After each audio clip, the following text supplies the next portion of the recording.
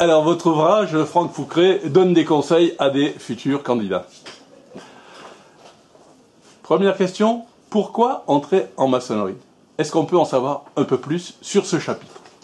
Oui, pourquoi rentrer en franc-maçonnerie aujourd'hui? Pour la spiritualité. Si on rentre pour faire de la politique, c'est pas la peine, la franc-maçonnerie n'a plus beaucoup d'influence. Si on entre pour faire de la philosophie, l'université le fait beaucoup mieux. Si on entre pour faire des affaires, le golf club de Saint-Nom-le-Bretèche est le meilleur endroit pour ça. Non, la franc-maçonnerie, aujourd'hui, c'est un des derniers endroits où réellement on peut travailler la spiritualité. Donc c'est pour moi l'unique raison réellement valable, réellement concrète et réellement efficace.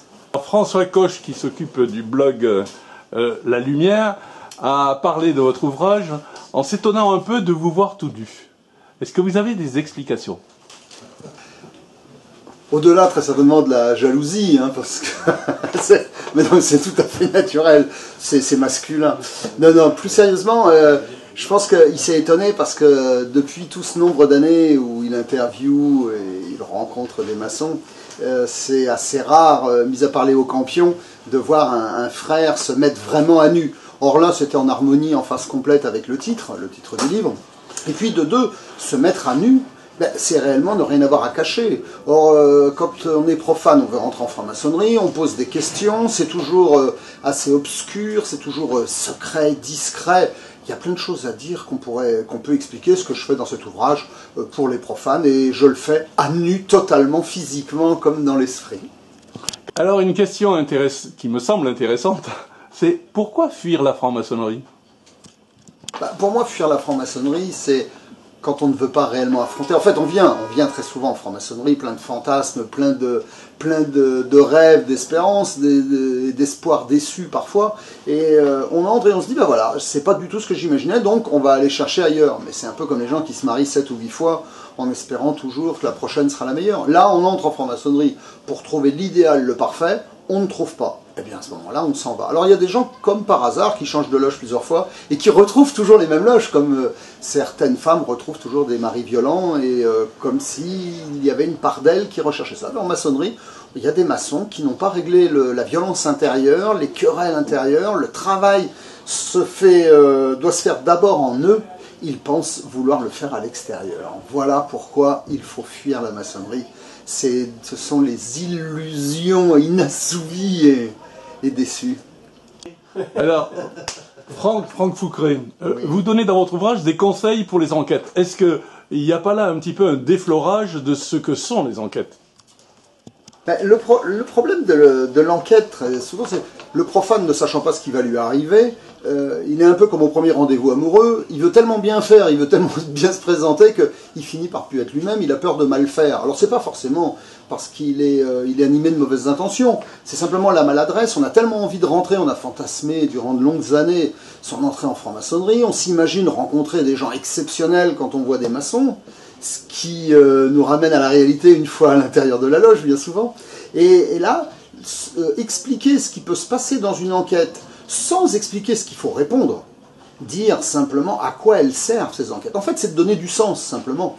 Et ce que mon ouvrage prétend apporter, c'est simplement donner du sens concret, démystifier, parce que quand on sacralise ou quand on diabolise, dans les deux cas, on n'est pas juste. Donc c'est en fait une sorte de fil à plomb pour profane, en quelque sorte. Voilà. Franck Foucret, j'aimerais avoir votre avis sur la mixité en maçonnerie.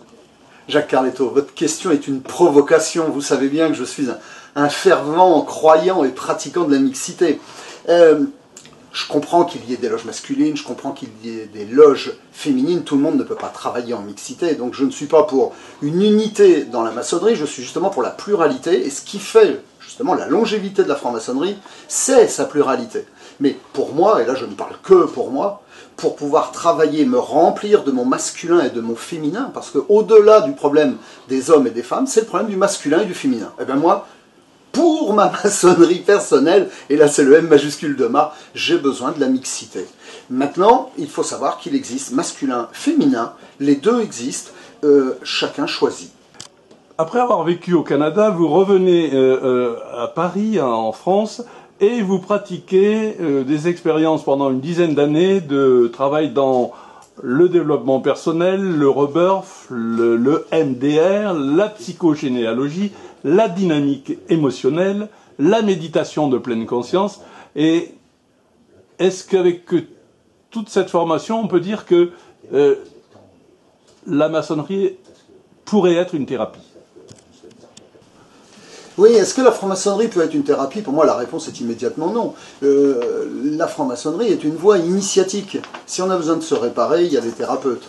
Si on va voir son thérapeute pour évoluer spirituellement, on va forcément être déçu, c'est pas son métier. Si on vient voir un vénérable en loge pour réparer les problématiques papa-maman, les problématiques de l'enfance, là, ça va pas fonctionner non plus. Donc il faut chaque chose à sa place, et la franc-maçonnerie n'est pas une voie pour faire ni des affaires, ni de la politique, ni de la philosophie pure, parce qu'il y a l'université, je le disais tout à l'heure, eh bien c'est pas non plus un canapé pour pouvoir s'allonger et réparer ses problématiques personnelles. Ce qui engendre beaucoup de problèmes d'ailleurs en loge, parce que on voit de nombreux frères ou sœurs, parce que ça existe chez les deux sexes, où on vient, on délègue aux frères et aux sœurs le soin de nous réparer.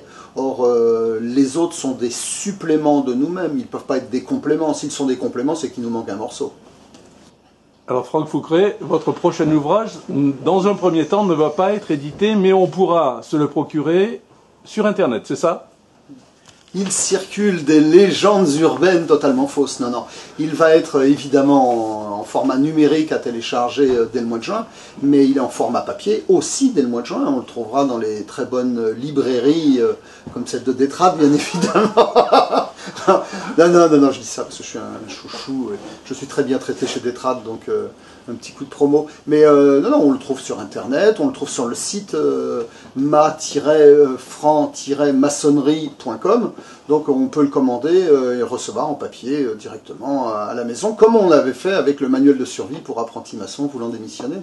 Donc les deux formats sont à disposition du lecteur. Voilà, c'était Franck Fouqueret, aux éditions LOL, ma franc-maçonnerie mise à nu.